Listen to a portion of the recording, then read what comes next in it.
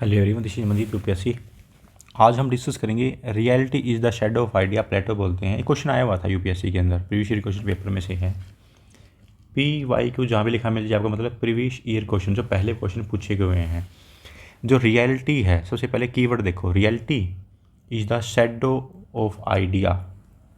इसमें 3 कीवर्ड है। रियलिटी क्या है, शैडो क्या है, आइडिया क्या है। शैडो को हम रिलेट कर सकते हैं एलिगेरी ऑफ केव से। आइडिया मतलब क्या है, आइडिया एक आइडियलिस्टिक स्कॉलर अलग बताते हैं। रियलिटी अलग चीज़ होती है, प्रैक्टिकल चीज़ें होती हैं, मेटलिस्टिक भी रियलिटी बोलते हैं। तो थ्योरी हम सबसे पहले लिखेंगे in this theory of idea. ये क्या है, थ्योरी ऑफ आइडिया किसकी थी, प्लेटो की। उसमें एक्सप्लेन किया गया है नेचर की रियलिटी के बारे में। नेचर ऑफ रियलिटी क्या है, अल्टीमेट हैप्पीनेस क्या है। तो उसमें बोलता था कि जो आइडिया है वो क्या है, अल्टीमेट रियलिटी है। तो इसमें हमने इंट्रोडक्शन लिख दिया इतना सा। तो उसके बाद में कंटेक्चुअल बोलेंगे, contextual theory of idea.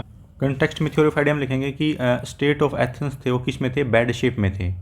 Athens bad shape में था या बैड कंडीशन में था, क्या रीज़न था। जो रूलिंग क्लासेज थे वो क्या थे, इग्नोरेंट थे। क्यों, क्योंकि पीछे भाग रहे थे मनी और पावर के। क्योंकि दे इग्नोरेंट थे, वो नहीं जानते थे कि रियल हैप्पीनेस क्या है, या रीजन बेस्ड डोमिनेट नहीं थे। उनको पता नहीं था कि what constitute a good life, की अच्छी लाइफ क्या है इन ट्रू सेंस। तो इसमें हम बता सकते हैं कि जो प्लेटो की थ्योरी ऑफ आइडिया किसके ऊपर बेस है, जो सोक्रेट्स है उसकी थ्योरी ऑफ नॉलेज के ऊपर।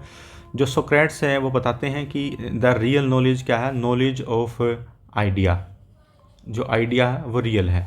तो जो प्लेटो है वो अप्लाइड करते हैं थ्योरी ऑफ नॉलेज में, किसमें, रियलिटी को समझने के लिए। तो नेचर ऑफ रियलिटी क्या है, तो बताते हैं बताते हैं कि वो एक डिबेट है, क्योंकि कि लॉन्ग डिबेट है। और उसमें सम बिलीव करते हैं मैटर इज़ रियल, कि मैटर रियल है। उसको बोलते हैं मैटेरियलिस्ट, जैसे सोफिस्ट का एग्जांपल दिया जाता है। बट जो प्लेटो हैं वो बताते हैं कि matter is real, matter real है। रिटोरिकली बताते हैं।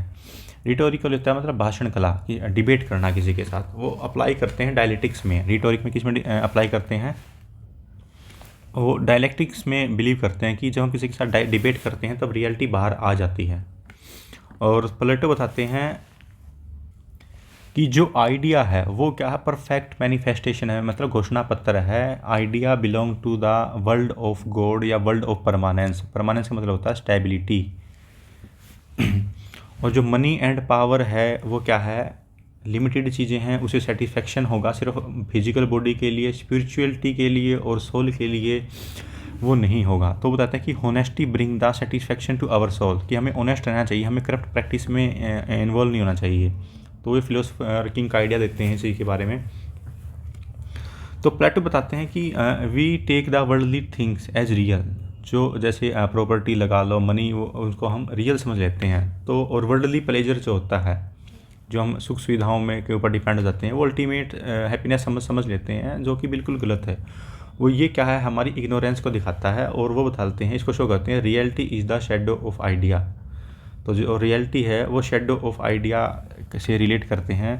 तो वो क्या एग्जांपल देते हैं, एलिगेरी ऑफ केव के बारे में बताते हैं। जैसे मैंने पीछे लास्ट क्लास में मैंने बताया था, एलिगेरी ऑफ में क्या है कि इल्यूजन अलग था, रियलिटी अलग थी। और रियलिटी इल्यूजन से काफ़ी सुंदर थी।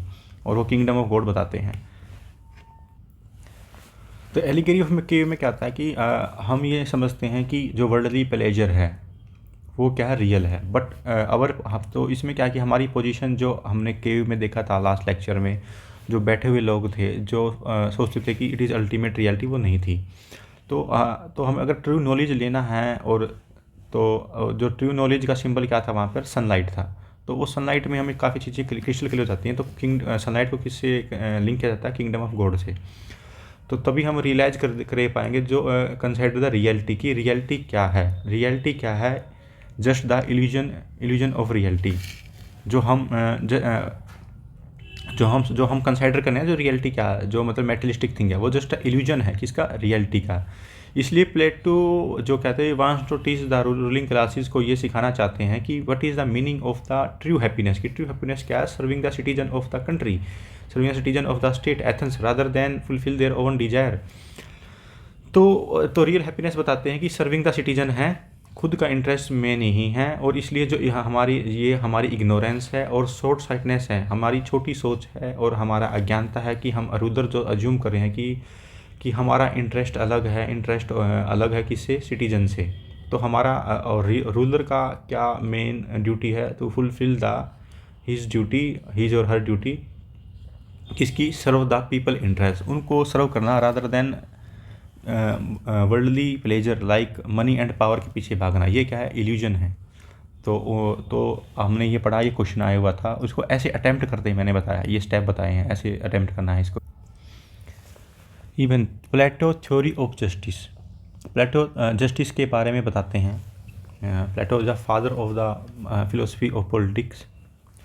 तो प्लेटो थ्योरी ऑफ जस्टिस के बारे में क्या बताते हैं कि नेचर है, the concept of theory explain की जाती है प्लेटो के द्वारा, कि Plato does not treat the justice को नैरो टर्म में नहीं बताते, उसको ब्रॉड टर्म में एक्सप्लेन करते हैं।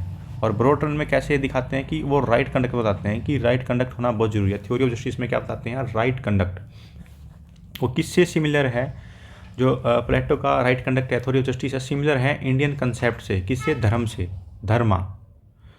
तो प्लेटो का theory of justice is similar to Indian concept dharma. Dharma का मतलब क्या होता है कि राइट कंडक्ट करना, राइट व्यवहार करना। तो इंडियन टेक्स्ट के अंदर इसका मतलब होता है कि धर्मा ऑफ ईच वर्णा, जो ईच क्लास है, जैसे क्षत्रिय, शूद्र और रूलिंग क्लास का अलग था, तो उसमें राज्य धर्म भी होता है कि राजा का धर्म क्या है। तो जो प्लेटो की थ्योरी ऑफ जस्टिस एक्सप्लेन करती है इन टर्म ऑफ ड्यूटी, कि राजा की ड्यूटी क्या क्या होनी चाहिए, of different classes living in the state. तो ड्यूटी के बारे में बताया गया है कि थ्योरी ऑफ जस्टिस में कि राजा क्या क्या ड्यूटी है फॉर डिफरेंट क्लासेस। और किससे सिमिलर है ये, इंडिया के धर्मा कंसेप्ट से। और जो डिफरेंट क्लासेस है उनकी ड्यूटीज़ क्या क्या है फॉर स्टेट के लिए, तो ये बताया गया थ्योरी ऑफ जस्टिस में। थ्योरी ऑफ जस्टिस क्या बोलती है प्लेटो की, राइट कंडक्ट। तो methodology used by Plato, methodology क्या यूज़ की है प्लेटो के द्वारा, डायलेक्टिक्स। क्या यूज़ की है, डायलेक्टिक्स। और कहाँ से ड्राइव की गई है, थ्योरी ऑफ जस्टिस से। उसमें वेरियस कैरेक्टर के इसमें एंगेज किया गया है with the help of the dialogue, और उसमें जस्टिस के बारे में बताया गया, मीनिंग ऑफ जस्टिस क्या है। और एक रिपब्लिक बुक थी प्लेटो की, वो सबसे ज़्यादा फेमस थी, और उसमें बताया गया है थ्योरी ऑफ आइडियल स्टेट, कि आइडियल स्टेट क्या है और कॉन्स्टिट्यूशन क्या होना चाहिए आइडियल स्टेट का, कॉन्स्टिट्यूशन के बारे में दिखाया गया है। और उसका सब टाइटल क्या नाम है उसका रिपब्लिक बुक का, कंसर्निंग जस्टिस, कि जस्टिस को कैसे अचीव किया जा सकता है, और कंसर्न किया गया जस्टिस के रिगार्डिंग। और मैथोलॉजी क्या थी प्लेटो की, डायलेक्टिक्स। ये बुक का कवर पेज है, ताकि आपको याद रहे, इसका स्क्रीनशॉट ले लो और इसको याद रखो। द रिपब्लिक बुक किसने लिखी थी, प्लेटो ने। तो प्लेटो जो है वो रेफ्यूट करते हैं, मतलब डिसअप्रूव करना, उसको मानते नहीं हैं। The idea of justice given by the following character, इन जो करेक्टर के नाम हैं, मैं अभी 4 करेक्टर के बारे में डिस्कस करूँगा, उन्होंने आइडिया ऑफ जस्टिस दिया जो उनको प्लेटो उनको डिसअप्रूव करते हैं। जैसे सीफेलिस ने दिया कि doing one's duty paying one's debit, कि हम अपनी जो ड्यूटी कर रहे हैं क्योंकि हम अपना ऋण उतार रहे हैं। तो उसके बारे में प्लेटो बोलते हैं कि it's just like a returning weapon to a madman, कि वो किसी को भी गोली मार सकता है।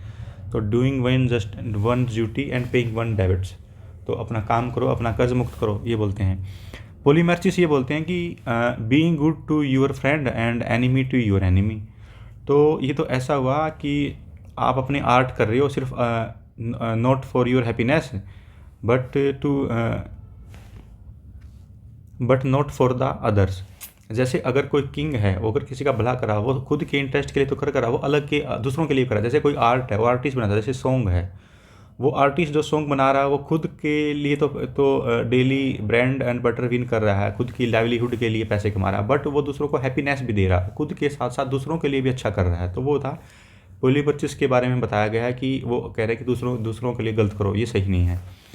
थ्रासाइमस बोलते हैं कि justice is the interest of the strong, कि जस्टिस होता है कि स्ट्रॉन्ग के इंटरेस्ट में होता है। तो ये भी गलत है, क्योंकि जस्टिस हर किसी के लिए होता है।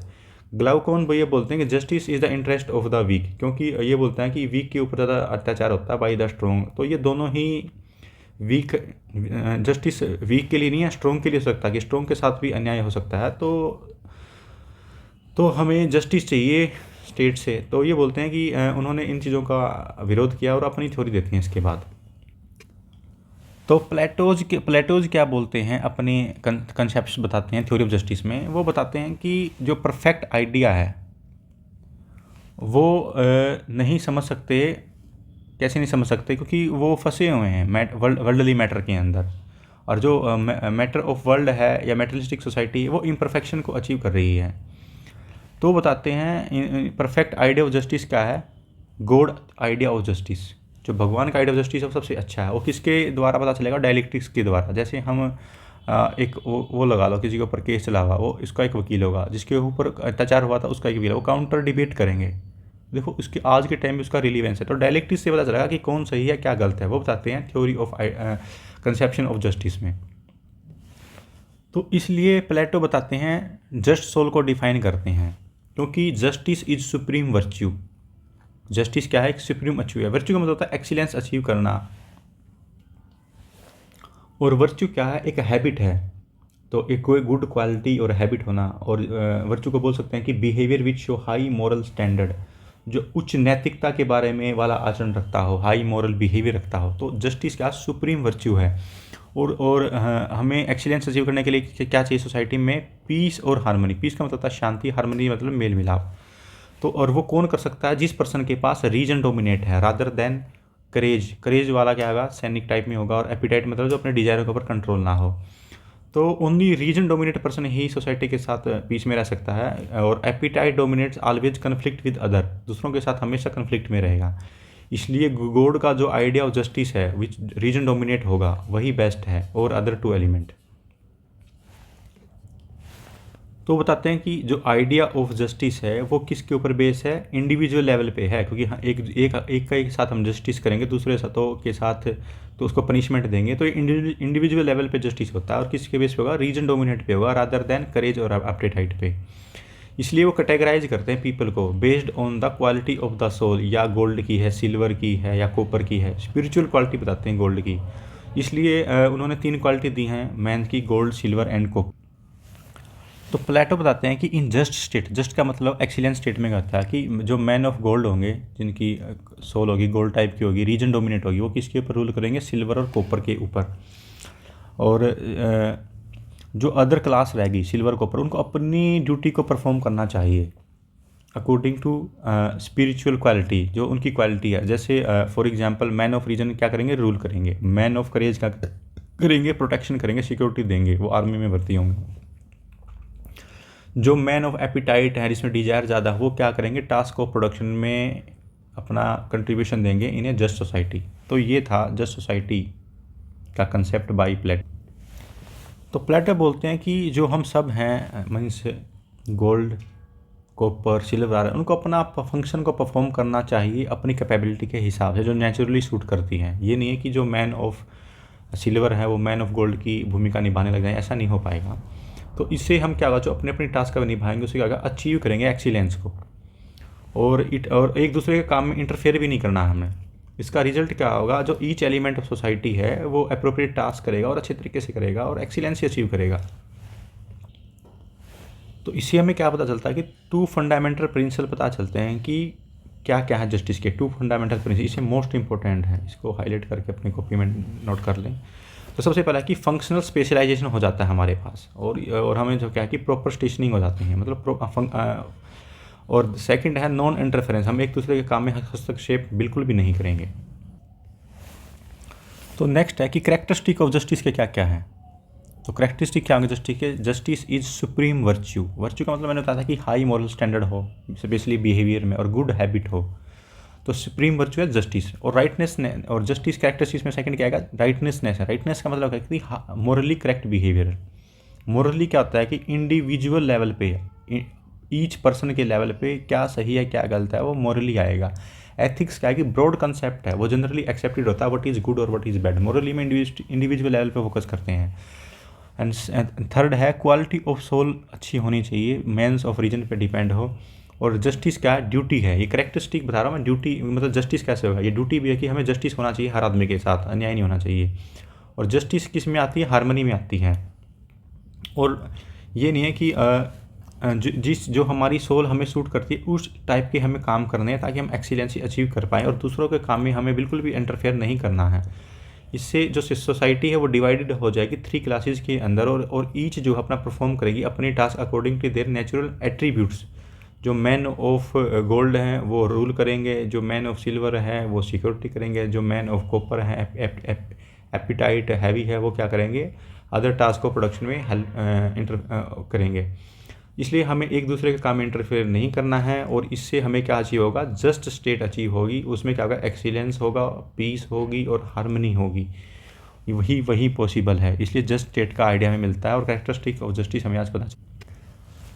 तो प्लेटो ये बताते हैं जो स्टेट है वो इंटरडिपेंडेंस है, मतलब एक दूसरे के ऊपर डिपेंडेंट है, कोई भी सेल्फ सफिशिएंट नहीं है। तो इसका मतलब क्या है कि मैन जो रीजन है, मैन ऑफ रीजन है वो डिपेंड होंगे मैन ऑफ करेज और एपेटाइट के ऊपर। तो इसलिए क्या है कि सिमिलरली अदर क्लास भी एक दूसरे के ऊपर डिपेंड रहेगी। तो इसका इसलिए क्या इसे हैंस हमें क्या रिजल्ट मिलेगा, जो ऑल क्लासेस हैं वो एक्सेप्ट करेंगी आइडिया ऑफ जस्टिस के ऊपर, क्योंकि अगर किसी के साथ भी अनजस्टिस होता है तो वो एक दूसरे के साथ कंप्लेंट फाइल कर सकते हैं। इसलिए प्लेटो बिलीव करते हैं जो ईच क्लास है उसको रिकॉग्नाइज करना चाहिए, मानना चाहिए, जो अदर क्लास है उनकी रिस्पेक्ट भी करें और उनको फील करें, ओब्लाइज करें कि थैंकफुल टू यू। जैसे तो हमें एक दूसरे के ऊपर डिपेंडेंट है तो हमें एक दूसरे को रिस्पेक्ट और उनको फील ओब्लाइज करना चाहिए कि मतलब उनको भी प्रायोरिटी देनी चाहिए टुवर्ड देम। और justice is supreme virtue. Justice अगर मिलता है तो कंट्री में, स्टेट में, सिटी में पीस और हार्मनी रहती है। तो जस्टिस इज सुप्रीम वर्च्यू। तो ये था आज का जस्टिस ऑफ थ्योरी, मैंने बताया था आपको। और अगला क्वेश्चन ये आया हुआ था, PYQ है, previous year question paper, state is individual writ large. तो सबसे पहले मतलब मीनिंग पता होना चाहिए। रिट का मतलब क्या होता है, एक लीगल ऑर्डर होता है कि हमें क्या करना चाहिए क्या नहीं करना चाहिए, रिट ये होता है। तो सबसे पहले इसमें देखते हैं कि कीवर्ड्स कितने हैं। State 1, individual 2, writ large 3। उसके बाद प्लेटो के बारे में क्या भी था वो डिस्कस करना। तो इसमें 3 कीवर्ड है, इनके चारों तरफ ही चीज़ें घूमेंगी, इसके बियॉन्ड नहीं जाना है। सबसे पहले हम इसमें लिटरली सेंस निकालेंगे। स्टेट क्या है, ये बिगर वर्जन है किसका, इंडिविजुअल का। स्टेट कैसे बनता है, जैसे ये लगा लो हमारी कम्युनिटी है, इससे ही गांव बनता है, इससे सिटी बनता है और इससे स्टेट बनता है। तो स्टेट क्या है, बिगर वर्जन ऑफ इंडिविजुअल। ये कैसे अटैम्प्ट करना है मैं आपको बता रहा हूँ, ये क्वेश्चन आया था। तो स्टेट क्या है, कैपिटल लेटर है और हम क्या है, इंडिविजुअल स्मॉल लेटर हैं। तो इसका मतलब क्या है, जो नेचर ऑफ स्टेट क्या है, डिपेंड अपॉन द इंडिविजुअल। तो हमारे ऊपर डिपेंड करता है, जैसे हम होंगे वैसा ही स्टेट होगा। तो जो प्लेटो है वो कब बनाते हैं, ये स्टेटमेंट कब बोलते हैं, जब वो ड्राइव कर रहे थे प्रिंसिपल ऑफ जस्टिस। जब प्रिंसिपल ऑफ जस्टिस बना रहे थे तब उन्होंने ये टर्मिनोलॉजी बोली थी, principle is individual writ large. तो इससे वो ये ड्राइव करना चाहते थे कि परफेक्ट आइडिया ऑफ जस्टिस, तो परफेक्ट आइडिया, जस्टिस का परफेक्ट आइडिया क्या है। तो उन्होंने बताया कि परफेक्ट आइडिया है गॉड आइडिया, जो गॉड का आइडिया है। और गॉड का आइडिया का कहाँ कैसे समझेंगे हम, आइडिया ऑफ जस्ट सोल, जिसकी जस्ट सोल है, मीन्स जो रीजन डोमिनेट है। इसलिए वो बिलीव करते थे जो प्रिंसिपल एप्लीकेबल है, जो इंडिविजुअल लेवल पे एप्लीकेबल होगा, जो हर एक आदमी के ऊपर प्रिंसिपल एप्लीकेबल, वही स्टेट के लेवल के भी अप्लाई किया जा सकता है। वो भी स्टेट क्या कर सकती है, उस प्रिंसिपल को अप्लाई कर सकती है। तो इसलिए जो स्टेट है वो बिगर फॉर्म किसका है, इंडिविजुअल का है। इसलिए प्लेटो ये कहना चाहते थे कि जो एथिक्स और पॉलिटिक्स है वो सेम है और इंडिपेंडेंट ऑन ईच अदर है, तो अलग नहीं है, वो सेपरेट नहीं है। जो प्रिंसिपल ऑफ पॉलिटिक्स है वो किसके ऊपर बेस होना चाहिए, एथिक्स के ऊपर बेस होना चाहिए, जो गांधी के व्यू से भी रिलीवेंट है कि एंड और मीन्स अलग नहीं होना चाहिए, वो सेम होना चाहिए। तो हम ये लिखते, जितने एक्चुअली में जब हम आंसर लिखते हैं, हम जितने ज़्यादा पर्सनैलिटी को क्योट करते हैं हमें उतना ही अच्छे मार्क्स मिलते हैं। जैसे मैंने यहाँ गांधी जी को क्योट किया कि गांधी जी भी ये मानते थे एंड और मीन सेम है, तो इससे हमें अदर से एक्स्ट्रा नंबर, हाफ नंबर ज़्यादा मिलेगा। तो ये मैंने आपको तरीका बताया कि आंसर कैसे लिखते हैं, ये PYQ था।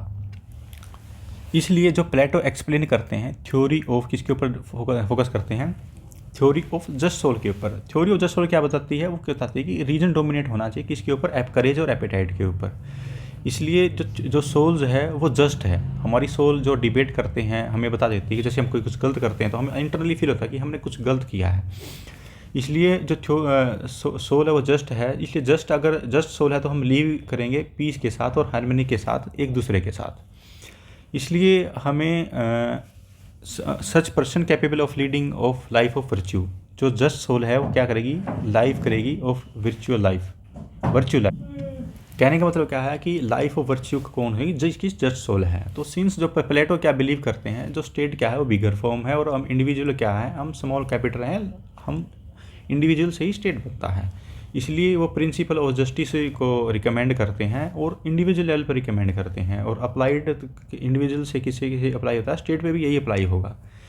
इसलिए जो जस्ट स्टेट है where the each person perform their task, अपनी जो सोल की क्वालिटी के हिसाब से हर बंदा अपनी टास्क को परफॉर्म करेगा, तो हम इसे एक्सीलेंस अचीव करेंगे। और सिमिलर मैनर में जो रीजन डोमिनेट पर्सन है, मैन ऑफ गोल्ड भी बोल सकते हैं, गोल्ड सोल है जिसकी, वो जस्ट मैन है, और वो डोमिनेट करेगा अदर एलिमेंट है जो सिल्वर हैं और कॉपर हैं, उनके ऊपर डोमिनेट करेगा। तो कंक्लूजन में हम क्या लिखेंगे, कंक्लूजन में हम लिखेंगे जो प्लेटो बताते हैं ना, principle of governing the individual life. तो ये बैकग्राउंड म्यूजिक आ रही होगी आपको, ये पता नहीं कैसे कैसे लाउड स्पीकर लगा के एडवर्टीजमेंट करते रहते हैं आजकल। हाँ, अब डिस्कस करते हैं कंक्लूजन में क्या लिखेंगे। प्लेटो क्या दिखाते हैं कि प्रिंसिपल जो गवर्निंग है इंडिविजुअल का, इंडिविजुअल को हम कैसे, थ्योरी ऑफ जस्टिस है तो उसमें बताते हैं कि एथिक्स है और जो प्रिंसिपल ऑफ द स्टेट है वो सेपरेट नहीं हो सकते। एथिक्स एंड पॉलिटिक्स सेम चीज़ें हैं और एक दूसरे को हम डिफ्रेंशिएट नहीं कर सकते। तो एथिक्स और पॉलिटिक्स को हम डिफ्रेंशिएट नहीं किया जाए। उसमें पॉलिटिक्स किताब भी लिखी है द रिपब्लिक में, तो उसको अलग नहीं कर सकते। The idea of good life क्या है कि हम पॉलिटिकल लाइफ और पर्सनल लाइफ को अलग नहीं कर सकते हैं कि जैसा नेचर ऑफ द स्टेट किसके ऊपर डिपेंड है, वहाँ के सिटीजन के ऊपर। जैसे सिटीजन होंगे वैसी ही स्टेट होगी। इसलिए तो प्लेटो सजेस्ट करते हैं स्टेट कहीं ओक से, मतलब किसी प्लांट से, पौधे से या रॉक से नहीं निकलता है। तो जो स्टेट है वो जो वहाँ के पर्सन हैं उनके दिमाग से निकला, वहाँ के जैसे पर्सन होंगे, इंडिविजुअल होंगे, वैसे ही हमारा स्टेट होगा। इसलिए प्लेटो बताते हैं कि एथेंस जो है वो एक्सीलेंस अचीव नहीं कर पाएगा जब तक इसके सिटीजन्स एक्सीलेंस नहीं होंगे। इसलिए अकॉर्डिंग टू हिम प्लेटो से क्या आता है कि टेम्परेंस मतलब सेल्फ कंट्रोल भी बहुत ज़रूरी है एक्सीलेंस अचीव करने के लिए। हमें रिवोल्ट नहीं करना है। इसलिए उन्होंने बताया है कि जैसे हम गांधी जी का ही कह सकते हैं कि पैसिव रेजिडेंस जो था स्ट्रगल में वो सेल्फ कंट्रोल के ऊपर ही था। Is also a virtue. Justice में ये नहीं करना है कि हमने किसी को अपोजिट पर्सन को मार देना। हमें जो रूल एंड रेगुलेशंस हैं जस्टिस के ऊपर, जुडिशरी के ऊपर, हमें उसके ऊपर ट्रस्ट रहना चाहिए। तो इसमें यही कहना चाह रहे हैं। तो आपको पता चला कि हमने कैसे आंसर लिखना है PYQ का। ये सबसे इम्पोर्टेंट है थ्योरी ऑफ एजुकेशन। प्लेटो में everything is depend upon theory of education. Theory of education में क्या होता है, जो प्लेटो थ्योरी ऑफ एजुकेशन है वो लॉजिकल रिजल्ट है किसका, थ्योरी ऑफ जस्टिस का। क्यों, जो थ्योरी ऑफ जस्टिस के ऊपर डिपेंड है, ये लिंक है, लिंक टू ईच अदर है। थ्योरी ऑफ जस्टिस और थ्योरी ऑफ एजुकेशन एक दूसरे से लिंक है। इसमें बोलते हैं कि जो जस्ट स्टेट है उसमें एवरीवन को अपनी अपनी टास्क को परफॉर्म करना चाहिए according to their natural qualities और सोल की क्वालिटी के हिसाब से, और हमें स्पिरिचुअल क्वालिटी को फाइंड करके और उसमें सिस्टम ऑफ एजुकेशन को उन्होंने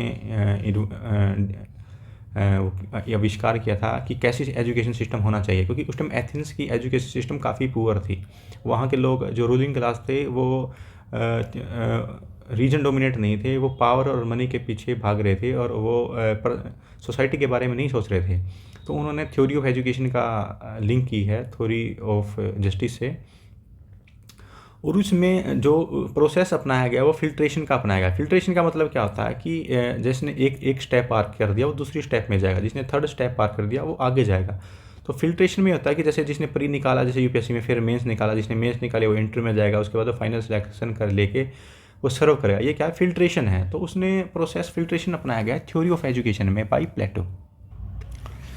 द सोर्स ऑफ इन्फ्लुएंस क्या थे, जो थ्योरी ऑफ एजुकेशन आई तो उनके ऊपर प्लेटोज के ऊपर किसने प्रभाव डाला। तो सबसे पहले उन्होंने ऑब्जर्व किया किसने, जो एथेंस का एजुकेशन सिस्टम था और स्पार्टा का एजुकेशन सिस्टम था, और जो दोनों के गुड फीचर्स थे ना, कंबाइंड फीचर्स थे अच्छे के, उनको एजुकेशन सिस्टम में जो अपनी थ्योरी थी उसमें इन्वॉल्व किया। तो उन्हें एजुकेशन एथेंस में क्या था, प्राइवेट था एजुकेशन सिस्टम और काफ़ी कॉस्टली था, इसलिए ओनली रिच कैन अफोर्ड। और तो प्लेटो ने ऑब्जर्व किया जो स्पार्टा था, जो जीती थी युद्ध के अंदर, तो उन्होंने देखा कि वहाँ स्टेट स्पॉन्सर सिस्टम था। मतलब जैसे हमारे गवर्नमेंट स्कूल होते हैं, ऐसा था कि फ्री एजुकेशन थी, स्टेट प्रोवाइड करती थी इंफ्रास्ट्रक्चर। और प्लेटो ने इसलिए एजुकेशन में स्टेट स्पॉन्सर एजुकेशन सिस्टम को प्रमोट किया अपनी थ्योरी में। तो एजुकेशन क्या है कि प्राइमरी चीज़ है सोशलाइजेशन के लिए, प्राइमरी मीन्स ऑफ सोशलाइजेशन।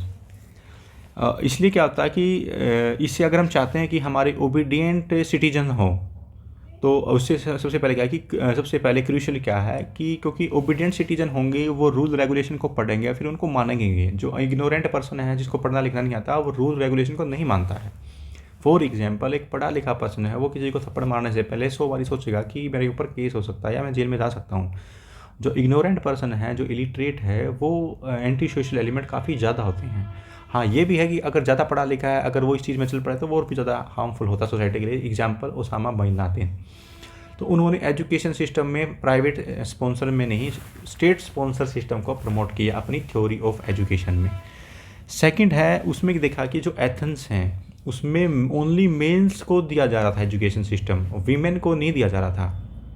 जो स्पार्टा था वो वहाँ पर वीमेन को भी एजुकेशन सिस्टम दी जा रही थी, वहाँ डिस्क्रिमिनेशन नहीं था वीमेन के साथ। इसलिए जो स्पार्टा का मॉडल उन्होंने लाइक किया और उन्होंने फर्स्ट फेमिनिस्ट भी बोला जाता है प्लेटो को, कि उनका वुमेन एजुकेशन किया। फिलोसोफर क्वीन की भी बात करते हैं तो फर्स्ट फेमिनिस्ट बोला जाता है इसको, फर्स्ट फेमिनिस्ट। फेमिनिस्ट का मतलब ये होता है जो वीमेन की, जो वीमेन है या फीमेल है तो उनके हर अधिकार के लिए बात करे, तो इसलिए फर्स्ट फेमिनिस्ट बोला जाता है प्लेटो को।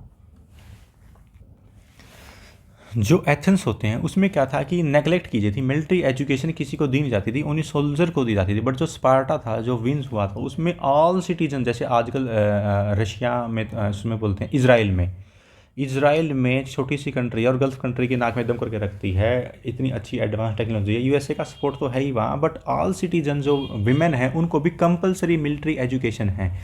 इसलिए जो प्लेटो है अप्रिशिएट करते हैं compulsory military educations of Sparta के मॉडल को एक्सेप्ट करते हैं।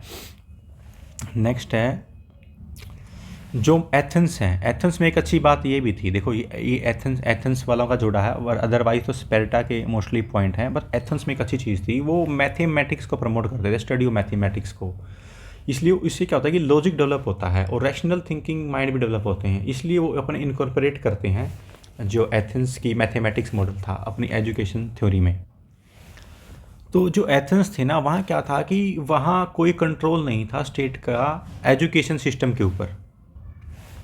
What is being taught to the citizens को क्या पढ़ाया जा रहा है। But on the other hand जो स्पार्टा था वहाँ क्या था कि जो स्टेट थी वो टाइम टू टाइम पे चेक करते थे कि स्कूलिंग करिकुलम में क्या ऐड किया जाए, और क्या स्ट्रिक्ट कंट्रोल था एजुकेशन सिस्टम के ऊपर। इसलिए जो प्लेटो है वो अप्रूव नहीं करते जो सिस्टम ऑफ एथेंस हैं, और बिलीव करते हैं उसके ऊपर स्ट्रिक्ट कंट्रोल होना चाहिए और वॉच होनी चाहिए जो पढ़ाया जा रहा है, कहीं एंटी स्टेट तो नहीं पढ़ाया जा रहा है, या फिर वहाँ पर क्या पढ़ाया जा रहा है। तो इसलिए प्लेटो स्पार्टा के सिस्टम को state sponsor education system what is being taught उसके ऊपर फोकस करते हैं। बट प्रेजेंटली जो यूएसए में है वहाँ क्यूरिकुलम इतने स्ट्रिक्ट कंट्रोल नहीं है, वो थोड़ी वो देते हैं कि आज़ादी कि आप अपने हिसाब से क्यूरिकुलम को सेट कीजिए और नई न्यू रिसर्च एंड डेवलपमेंट पे फोकस करते हैं। बट इंडिया में ऐसा नहीं है, वही ओल्ड क्यूरिकुलम ओल्ड सिलेबस चला हुआ है, हमें अपडेट करने की ज़रूरत है, स्पेशली इंजीनियरिंग में। और मैं जैसे टॉप 2000 में वर्ल्ड रैंकिंग में इंडिया की पोजीशन आती है 140 के आसपास। मेडिकल का फील्ड लगा लो थोड़ा सा और भी 250 के आसपास आते हैं, तो रैंकिंग नहीं है हमारी यूनिवर्सिटीज़ की। तो हमें इसका थोड़ा मॉडर्न टाइम में अगर इसको कंपेयर किया जाए तो स्ट्रिक्ट कंट्रोल नहीं होना चाहिए, तभी हम रैशनल डिबेट कर पाएंगे। आज के टाइम में ये वाला पॉइंट तो रिलीवेंस नहीं है, अदर्स पॉइंट तो रिलीवेंट है। जैसे आप देखोगे मिलिट्री एजुकेशन कंपलसरी है, तो आजकल वो आ गई स्कीम आ गई है अग्निवीर स्कीम।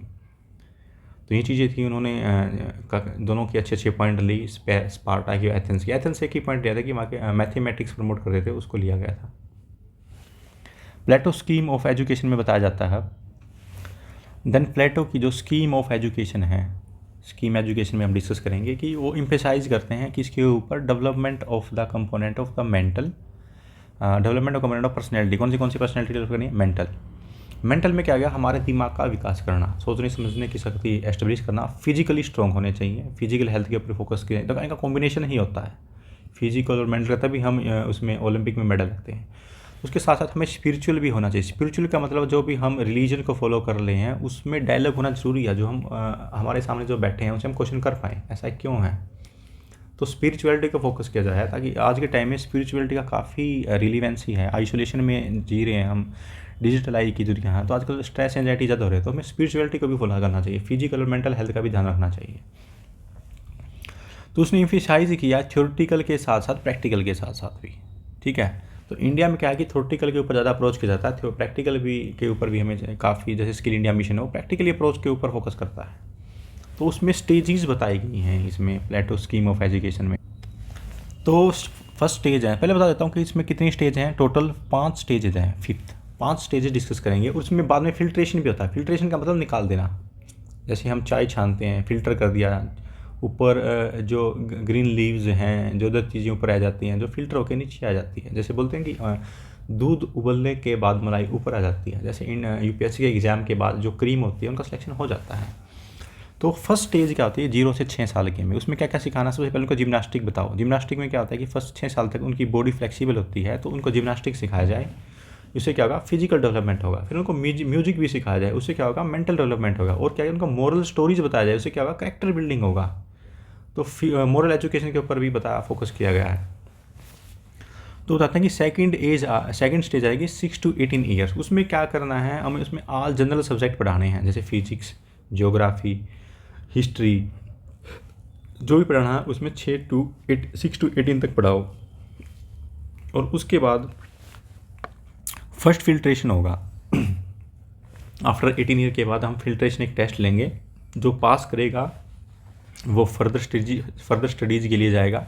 जिन्होंने पास नहीं किया वो क्या करेंगे, प्रोडक्शन क्लास को ज्वाइन कर लेंगे एज ए लेबर या फिर मर्चेंट या प्रोड्यूसर, ठीक है। तो थर्ड स्टेज में कब 2 साल के लिए चलेगी, 3 साल के लिए, 18 to 20 2 साल के लिए चलेगी। उसमें क्या कि कंपलसरी मिलिट्री एजुकेशन दी जाएगी, जिसने ये क्लास इसने अचीव कर ली ये वाली स्टेज, तो फिर मिलिट्री एजुकेशन दी जाएगी। फिर सेकंड फिल्ट्रेशन होगा, जो इसमें फेल होंगे वो तो क्या ज्वाइन करेंगे, सोल्जर बन जाएंगे, और जो पास होंगे उनको हायर स्टडीज़ के लिए भेज दिया जाएगा।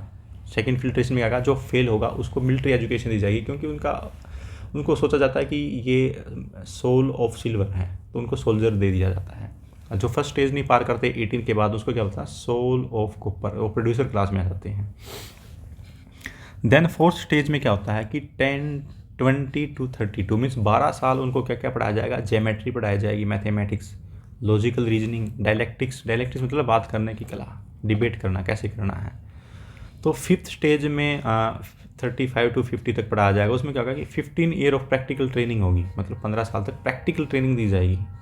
किस चीज़ की दी जाएगी कि भाई how to govern the statement, और कैसे हम अपना नेचर रखना है, और काफ़ी चीज़ें बताई जाएगी। और उसके बाद उसको रूल करने की चीज़ें दिखाई जाए। प्रैक्टिकल ट्रेनिंग का मतलब कि मीन्स वो अब 15-20 साल उसको सारी चीज़ें बता दी गई हैं, विदा दे दी गई हैं, जैसे चाणक्य ने चंद्रगुप्त को दी थी, तो फिर वो एलिजिबल हो जाता है रूल करने के लिए, ठीक है। तो आपने देखा कि मिलिट्री 20 के बाद ज्वाइन करा दी जाती है, और 30 साल और उनको पढ़ाया जाता है, किसके लिए, फिलोसोफर किंग बनने के लिए। तो ये थी theory of education of Plato. अब हम सिलेक्शन करेंगे कि फिलोसोफर किंग कैसे सिलेक्शन करेंगे, सिलेक्शन ऑफ फिलोसोफर किंग। तो सिलेक्शन कैसे करेंगे, क्योंकि जो फिलोसोफर किंग हैं वो क्या होंगे, रिलेक्टेंट होंगे, इच्छा नहीं होगी उनकी गवर्न करने की, क्योंकि उनको पता है कि इतनी कुछ मैं करूँगा तो प्रोटेस्ट होंगे, अगर दूसरी कंट्री के जो पर्सन है वो मेरे खिलाफ होंगे, अगर कोई अच्छा स्टेट लेता हूँ तो जो मेरे अपोनेंट है वो भी मेरे साथ कुछ ना कुछ करेंगे। तो पॉलिटिक्स भी अल्बर्ट आइंस्टीन भी बोलते हैं कि politics is more difficult than physics. Physics में 2+2 4 हो गया, मैथमेटिक्स में लगा लो, जो लॉज हैं फिजिक्स के वो फिक्स हैं, बट पॉलिटिक्स में कुछ भी चीज़ परमानेंट नहीं है, चीज़ें चेंज हो जाती हैं, इक्वेशन चेंज होती रहती हैं। तो इसलिए तो इसमें ये बोला गया है कि जो रिलेक्टेंट है गवर्न करने के लिए वो ज़्यादा बेटर है किसे जो गवर्न करना चाहते हैं, उनके अंदर गवर्न करने की लस्ट होगी। तो बताते हैं कि जो फिलोसोफर किंग है वो सिंबल ऑफ नॉलेज है, कि उनके पास नॉलेज है, उनके पास ज्ञान है, इतनी 50 साल तक पढ़े हैं, और सेक्रीफाइस भी किया, उन्होंने शादी नहीं की है। क्योंकि आफ्टर एज के बाद 50 के बाद तो काफ़ी किंग हो जाएंगे फिलोसफर किंग। तो उसमें से सिलेक्शन प्रोसेस भी बताया गया कि प्रपोज करो, एक सिलेक्शन प्रोसेस लिया जाए उसमें फिलोसफर किंग का। अकॉर्डिंग टू प्लेटो ये बताते हैं कि जो फिलोसफर है उसके पास कोई लस्ट नहीं है, कोई इच्छा नहीं है पावर की, और वो लव करता है नॉलेज को। तो फिलोसफर जो क्या होंगे, रिलेक्टेंट होंगे, गवर्न करने के इच्छुक नहीं होंगे। और पीपल जो है सोसाइटी के लोगों को रिक्वेस्ट करनी चाहिए फिलोसफर किंग को कि एक्सेप्ट द ड्यूटी, ये ड्यूटी अपनाओ और आप रूल करो। और आपका कर्तव्य भी बनता है स्टेट के रिगार्डिंग कि आपको रूल करना चाहिए। क्योंकि तो जो फिलोसफर किंग है वो एक्सेप्ट करेंगे अपनी रिस्पॉन्सिबिलिटी को वन बाय वन, क्योंकि फिलोसफर को क्या है, सेक्रीफाइस करना पड़ेगा। क्यों, किसके लिए, स्टेट के लिए। किसका सेक्रीफाइस करना पड़ेगा, लव ऑफ नॉलेज का, कि अपनी नॉलेज तो बहुत होगी, अब आप पढ़ना बंद करो, अब प्रैक्टिकल चीज़ें जो आपने सीखी थी टिल द एज ऑफ 50 और देश के लिए उसको अपने कमांड संभालो। और इसलिए फिलोसफर किंग किसका सिंबल है, सिंबल ऑफ नॉलेज और सेक्रीफाइस का। ये प्रीवियस ईयर क्वेश्चन पेपर था, तो ये PYQ है। इसको मैं सोल्व करके बताऊंगा कि कैसे लिखना है आपको यूपीएससी में। Those states are the best govern where the ruler are reluctant to govern. जो स्टेट में रूलर जो है रिलेक्टेंट नहीं है, इच्छुक नहीं है रूल करने का, वो बेस्ट गवर्न की जाती, कमेंट कीजिए। तो इसको हम ऐसे अटैम्प्ट करेंगे। इससे पहले स्टेटमेंट लिखेंगे जो जस्टिफिकेशन दिया गया है, किस में दिया गया है, फिलोसफर किंग के बारे में जस्टिफिकेशन देता है institution of philosopher king. Athens जो थे वो क्या थे, बैड शेप में थे। प्लेटो बिलीव करता है कि इग्नोरेंस ऑफ रूलिंग क्लासेस की वजह से हम इस वॉर में उस वॉर में हारे थे। एंड जो फिलोसफर किंग है वो सिंबल ऑफ नॉलेज है, सेक्रीफाइस का है। फिलोसफर किंग ने 50 साल तक एजुकेशन ली है, उसने शादी नहीं की है, उसमें कैपेसिटी ऑफ रीजन्स हैं, उसमें मैन ऑफ रीजन्स हैं, एबल टू डू जस्टिस, और जस्टिस कर सकता है। क्योंकि 50 साल तक आपने अध्ययन किया है तो काफ़ी चीज़ों का नॉलेज है और आपकी एज होगी आपको रूल करने की। और उसको जो वर्ल्डली प्लेजर है उसके पीछे नहीं भाग रहा है, पावर और मनी के पीछे। और उसका मेन मोटिव क्या होगा, गुड लाइफ को कैसे देना है सोसाइटी को। उसको लीस्ट मोटिवेशन होगा मिस यूज़ करने का, पावर को मिस यूज़ करने का और अथॉरिटी का। तो इसलिए प्लेटो सजेस्ट करते हैं जो स्टेट हैं वो बेस्ट गवर्न की जाती हैं जो रिलेक्टेंट होते हैं गवर्न करने के लिए। जैसे कोई एक अच्छा लीडर है वो रिलेक्टेंट हैं। फॉर एग्जांपल लाल बहादुर शास्त्री जी, उन्होंने का क्या होता है कि वो रेलवे मिनिस्टर थे, उन्होंने रिजाइन दे दिया क्योंकि वो एक रेल के मंत्री थे और एक रेल में एक्सीडेंट होता था, काफ़ी लोगों की डेथ हो जाती है और बाद में वो प्राइम मिनिस्टर भी बन जाते हैं क्योंकि वो रिलेक्टेंट थे और अच्छे से रूल भी किया उन्होंने। हम ऐसे एक प्रैक्टिकल एग्जाम्पल भी दे सकते हैं लाल बहादुर शास्त्री जी का भी, को रिलेक्टेंट थे और रेलवे मिनिस्टर से रिजाइन दे दिया और बाद में वो PM भी बने। तो ये रिलीवेंस ही आज के टाइम में इसकी। तो ये थे प्लेटो के फेवरेबल पॉइंट। अब हम डिस्कस करेंगे प्लेटो के काउंटर आर्ग्यूमेंट जो डिस्कोर्स का या डायलॉग का पार्ट है। तो प्लेटो ने डायग्नोसिस तो ठीक किया, मतलब बीमारी तो ढूंढ ली है कि करप्शन है, मनी के पावर के पीछे व्यक्ति, पर प्रिस्क्रिप्शन अच्छा नहीं दिया कि जो डॉक्टर है अच्छे से मेडिसिन अच्छी से नहीं दी। आपने डिजीज़ तो फाइंड आउट कर ली बट आपने मेडिसिन अच्छी नहीं दी, प्रिस्क्रिप्शन अच्छा नहीं दिया। उसके पीछे मेजर फ्लॉ बताते हैं क्योंकि जो प्लेटो हैं वो बताते हैं कि इग्नोर करते हैं ह्यूमन साइकोलॉजी। ह्यूमन साइकोलॉजी का मतलब कहती है ह्यूमन का माइंड कैसे बिहेव करता है। ये ट्रू है कि जो ईगर हैं आने के लिए पावर के अंदर, वो लस्ट फॉर पावर हैं और मनी के लिए पीछे भाग रहे हैं, बट ये सोल्यूशन भी नहीं है फिलोसफर किंग वाला। ये वर्स हो सकता है डिजीज से। बोलते हैं कि solution can not be worse than disease. मतलब अगर आपको लगाओ कि आपको एक थोड़ा सा कांटा चुभ गया और आप उसको तलवार के काट के अपने हाथ को अलग करोगे, ये सोल्यूशन नहीं है। उन्होंने बोला कि solution can not be worse than disease. Solution disease से बुरा नहीं होना चाहिए, उससे सिंपलेस्ट वे में होना चाहिए। तो वो प्रूव करते हैं कि जो पर्सन को इंटरेस्ट ही नहीं है सोसाइटी को सर्व करने के लिए, तो कैसे आप किसी पर्सन में इंटरेस्ट ही नहीं है सोसाइटी को गवर्न करने का, सोसाइटी को बेटर करने का, आप उसको बिना मेहनत किए वो चीज़ें मिल जाती है, वो इतने अच्छे से परफॉर्म नहीं कर पाएगा। और ये कहीं हद तक सही भी है कि जिसका इंटरेस्ट नहीं है और उसको काम दे दिया जाए तो इतने अच्छे तरीके से नहीं करेगा। तो इसलिए वो बोलते हैं कि हमें थिंक करना चाहिए, सोचना चाहिए अदर लीगल इंस्टीट्यूशनल मेजर के अलावा। जैसे अदर लीगल में क्या होगा, जो करप्शन करते हैं उनको जेल में डालोगे सख्त है, इंक्वायरी हो, जैसे आजकल CBI है, CVC है, अदर इंस्टीट्यूशनल चीज़ें हैं, जुडिशरी है। तो बताते हैं कि हमें फिलोसफर किंग की बजाय जो करप्शन करते हैं उनको जेल में डालो, जो करप्शन कर रहे हैं ना रूलिंग क्लासेस, उनके अगेंस्ट एक अच्छे से, जैसे आजकल ओम्बड्समैन का स्कीम है, लोकायुक्त है, तो इन चीज़ों के ऊपर फोकस करना चाहिए रादर दैन कि हमें फिलोसफर किंग को ये कमांड देनी चाहिए ये स्टेट की। तो आपको कैसे लगा ये session? I hope you like the session. Thank you.